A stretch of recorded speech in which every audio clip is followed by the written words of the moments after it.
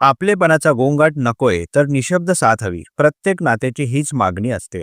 नातेसंबंध टिकवताना बऱ्याचदा शब्दांपेक्षा निशब्द साथ अधिक महत्वाची ठरते. भावनिक बांधिलकीसाठी फक्त संवाद पुरेसा नसतो, तर एकमेकांच्या भावना समजून घेणं गरजेचं असतं.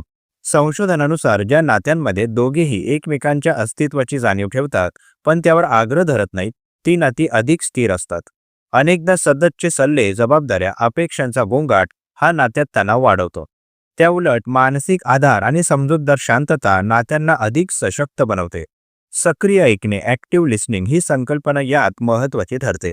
समोरच्या व्यक्तीला खऱ्या अर्थाने ऐकणं, त्याला न बदलता समजून घेणं.